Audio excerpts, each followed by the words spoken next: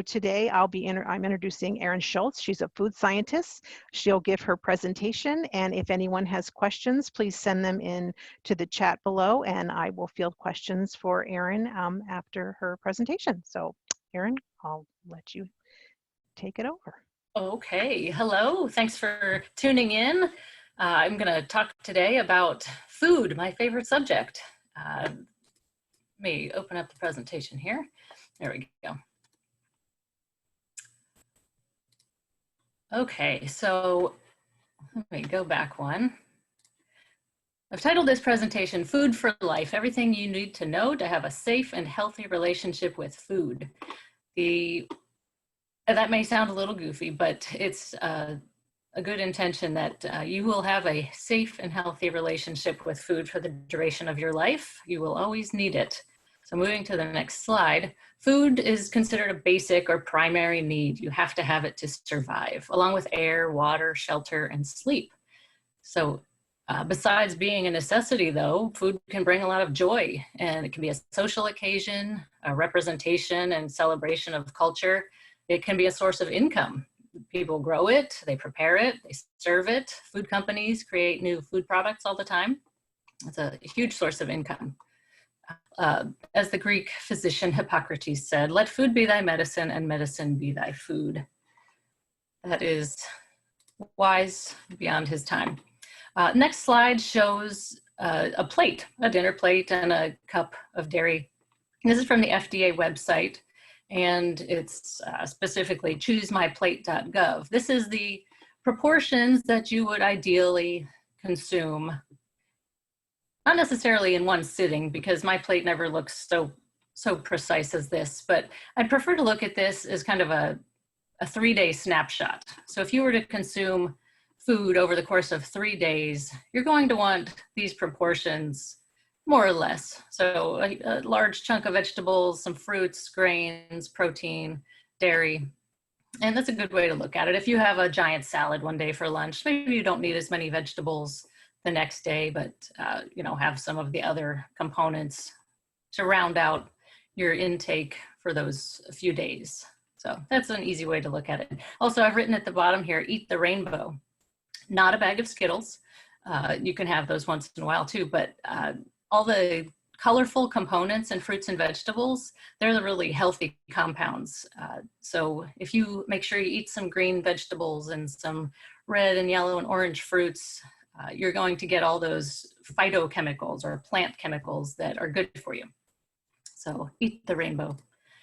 This next chart shows carbohydrates, proteins, fats. So these are the calorie components that make up the food that you consume. So carbohydrates includes things that you know, pasta and potatoes, corn, peas. Those are starchy vegetables. So that starch is a form of carbohydrate, as is sugar and fiber. So carbohydrates are actually broken down into simple carbohydrates and complex carbohydrates.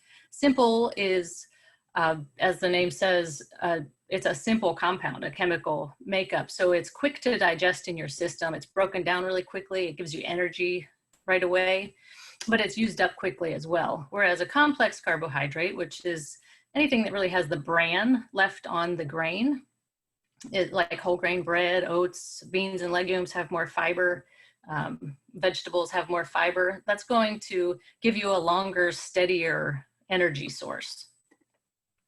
Now, the next two columns are proteins and fats, and you can see that there's a bunch of shared items in each. That's because foods aren't strictly one or the other most of the time. Meat, poultry, fish, eggs, those are all made up of a combination of proteins and fat. Same with dairy, seeds and nuts, oils and avocados are just fat, but soy products, beans, legumes are good sources of protein. So just something to keep in mind, that you'll get proteins and fats from some items. And then of course, try to choose whole grains when you can. So as we just talked about, excuse me, macronutrients include the carbohydrates, proteins, and fats that we just saw. And those are needed in larger amounts. Carbohydrates and proteins both have 4 calories per gram. fats have 9 calories per gram. And you can see it says there kcal. That true measurement is a kilocalorie, but we just, for ease of use, call it a calorie. And that's what shows up on a food label as well. Micronutrients are needed in smaller amounts, and they're measured in milligram quantities on labels. And those include vitamins and minerals. And it's better to get your sources of these from food rather than supplements. I know you can walk into Super Supplements and get anything and everything in a pill form, but it's really better to get the vitamins and minerals from food, because then you're also getting the fiber that accompanies it, and the water that's in vegetables and fruits is beneficial. So try to eat food versus supplements. So as we just talked about the values of calories, that directly relates to food labels that you see on foods at the store. So I have a graphic here of 2 different food labels.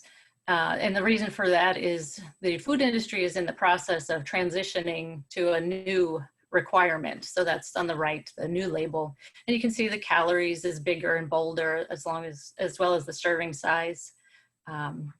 The nutrients at the bottom are a little bit different. And there's also the addition of added sugars that was not previously required. So now it lists carbohydrates, but it also has a special line just for added sugars. So you know if a food company has added something specifically that wasn't naturally there. So the way they arrive at these numbers, you see the little math problem on the right side. Fat, there's 8 grams and there's 9 calories. So you get the 72 calories. Carbohydrates and protein, total, there's 40 times 4 gives you another 160. So the total of the calories you can add up when you look at a food label. It totals out to 232, and they round to the nearest 10 if it's over 100 calories. So anyway, you can figure out what your calories are and where it's coming from the food label. And that's from the FDA. So next, you're going to see those food labels on all the items at the grocery store. When you go into the grocery store, they're all laid out more or less the same. You go in the door with the produce and you have all your fruits and vegetables. You continue on to the back, you get to the milk and the eggs. Keep going, you pass the meat and seafood section, and then round the corner to the bakery and the bread area, and then the deli might be over on the other corner. This is always the case at the grocery store. Pretty much everything you need to consume a healthy diet, you can get in the perimeter of the store. That's not to say there's not good stuff in the center. There's the frozen aisle with frozen vegetables, which are good for lasting longer, and you can just use what you want instead of worrying about it spoiling. And of course, toilet paper is in the center of the store. You're going to need to go there. But otherwise, some of the stuff, candy, sugar, sodas, a lot of that stuff is in the center of the store, and it's not necessary. That's more the fun food section, I like to think of it as. But focus most of your time on the perimeter of the store, and you'd have a pretty healthy diet. While you're there, be aware of all the different names. As we talked about, they're now requiring that added sugar section on the label. It could be sugar by any of these names. Anything with the word syrup is going to be a sugar. Anything that ends in the letters OSE, O-S-E, is a sugar. So here's just 75. There's all kinds of lists like this, and there's even more than this list. But just be aware that sugar is under many names. I want to talk briefly about eating disorders. There's 3 main categories. There's anorexia, bulimia, and binge eating. Anorexia is a refusal to eat or eating very limited amounts with the goal of losing weight, even though it's not necessarily, there may not be weight to lose. Sometimes excessive exercising is also tied into that. Bulimia is overeating, followed by trying to rid your body of it by vomiting or fasting and not eating. And then binge eating, eating large quantities of food all at once, which we've all binge eaten on occasion, something that we really like and don't eat often, maybe we eat too much of, but that's not the case. That's a different scenario. This is a more regular occurrence. All of these are problematic. If you or someone you know has a tendency towards any of these, there are resources to help. There's the National Eating Disorders Association and Eating Disorder Hope, Emily program. These are just a few of them, but there are resources. If you break your ankle, you go to the doctor. If you have strep throat, you go to the doctor. Anything to do with an eating disorder or mental issue, you should go to the doctor. There's no stigma. I like to say we're all weird humans, so you gotta take care of your mental as well as your physical health. Moving on, keeping clean in the kitchen. As wonderful as food is, it has the potential to cause you great misery as well. Bacteria is usually the cause, and it can cause serious illness if it grows and is ingested. For that reason, I want you to always wash your fruits and vegetables when you get them from the store. If you figure out you're picking through that pile of apples for the perfect one, so is everybody else. So they've all touched the fruits and vegetables just like you have at the store. So you want to wash that when you get home, or at least before you eat it. Cutting boards is a potential source of contamination. So if you go to make some chicken and you cut it up on your cutting board and then you're going to serve a salad, you do not want to use that same cutting board without washing it really well, or even better, have a different cutting board for vegetables and fruits and one for meats. They sell these cool sets that are really thin, easy to store. You can get them at Fred Meyer, I'm sure, or anywhere. And they come in a color-coded set usually of red and green and blue and yellow. So one's for meat, one's for poultry, one's for fish, and one's for fruits and vegetables. And that way you still need to wash them, but it keeps it from cross-contaminating. So you don't want to get sick from that. Towels and dishcloths is another one. If you wipe up an egg spill, you can rinse that rag out, but it's still got some of the bacteria in there from the egg. So that's a one and done. Once you've used it for something raw like that or a meat spill, you can rinse it, but then go put it away somewhere else to dry before you put it in the hamper. Same for meat and fish and eggs. And then also in the refrigerator, if anything spills, you're gonna wanna clean that up right away as well. It's not gonna grow as quickly in the refrigerator. That's why we use a refrigerator to store food. It slows down the growth of bacteria, but it still grows eventually. And then the other thing is to store raw meat. If you have a raw meat package, you're gonna wanna store that on the bottom shelf. Anything that will drip in the refrigerator. So if that happens to leak, it's gonna drip over whatever it's situated above and contaminate that potentially and make it tough to clean. In a related topic, food safety. So we store refrigerated food at 40 or below. That's what your refrigerators usually set at. And frozen foods are 0 or below. We want to avoid keeping foods between 40 and 140 degrees. That's the golden opportunity for bacteria to grow, is in that temperature range. So you want to keep cold food cold and hot food hot.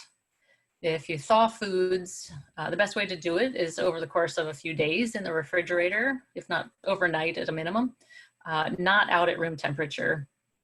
I think we have family that had gotten something out the night before, thrown it in the sink to thaw. And that's not a good idea. You don't want to do that. That's giving that bacteria opportunity to grow. The way to do it quickly, if you really need to, is to take it out of the freezer.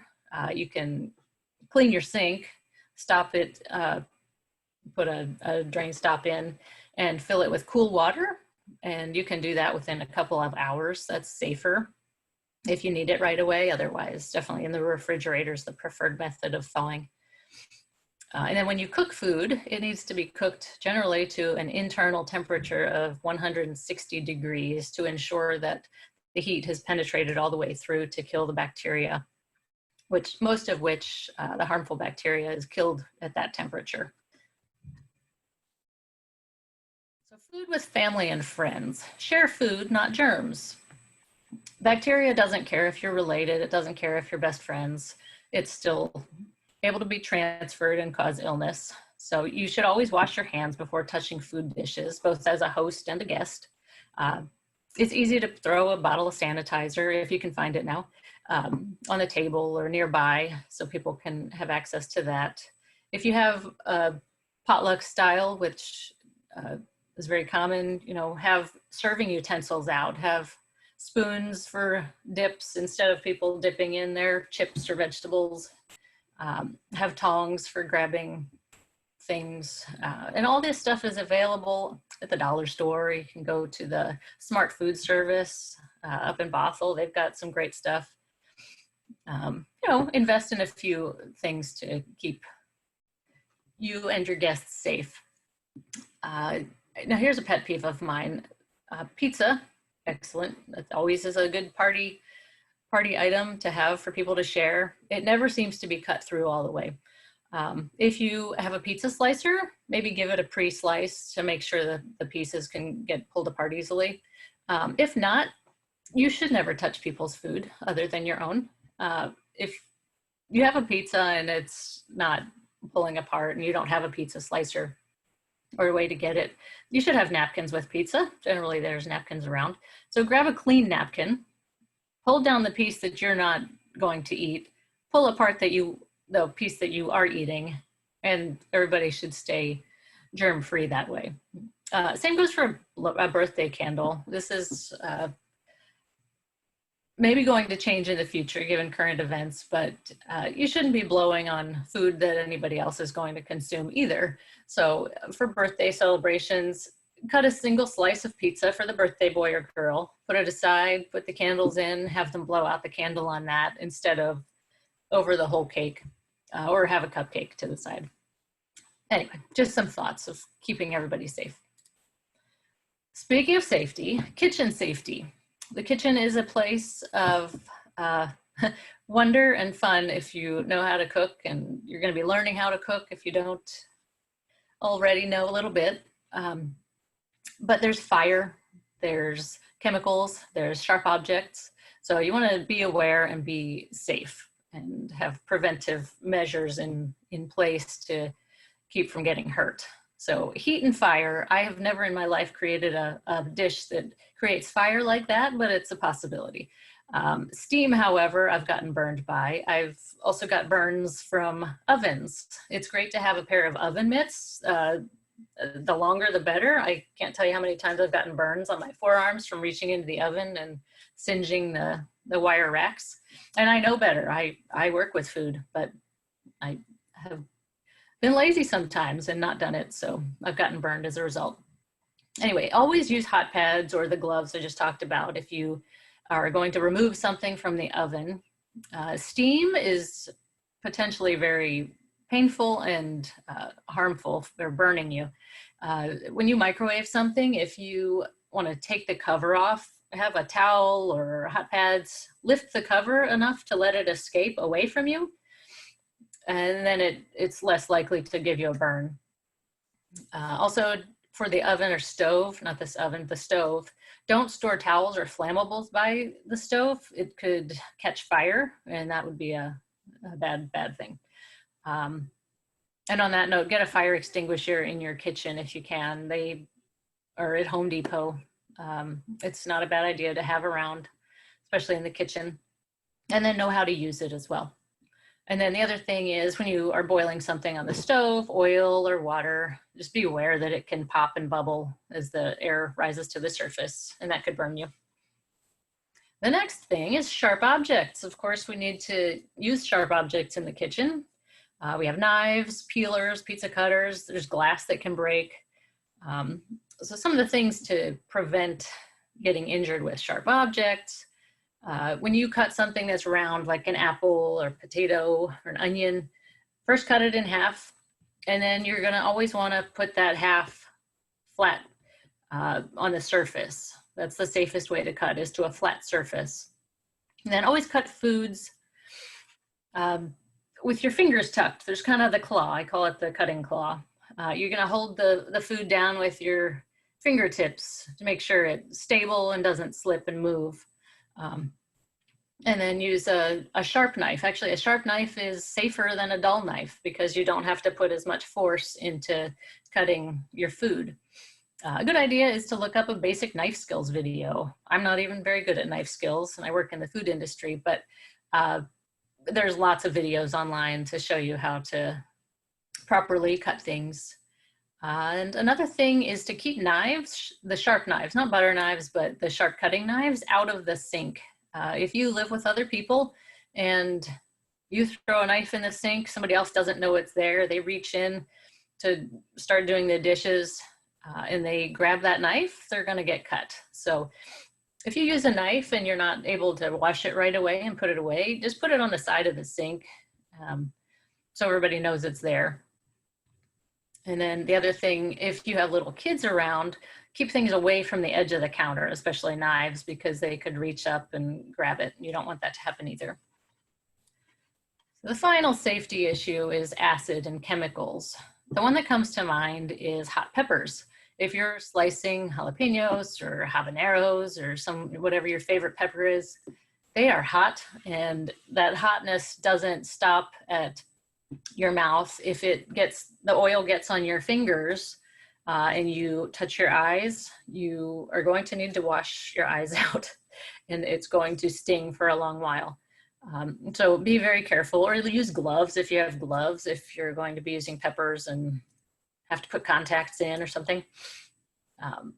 That would be the best idea, but otherwise wash really well a couple times to try to get that oil out. Cleaning chemicals are also potentially harmful, but sometimes necessary. But one combination you never want to use is ammonia and bleach. That makes a toxic chlorine gas that could make you pass out, and it's really harmful. And then lastly, if you get something in your eye, flush it right away with water. So in summary, I just want the takeaways to be to eat a variety of nutritious foods. Again, eat the rainbow, eat the proper quantities over the course of a few days. Also keep clean, wash surfaces, and cook and store food properly. Be safe in the kitchen, use knives correctly, use caution with heat and chemicals. And then one of my favorite quotes, food is an important part of a balanced diet. Indeed, it is. So eat well, be well, congratulations, and good luck. Thanks for listening.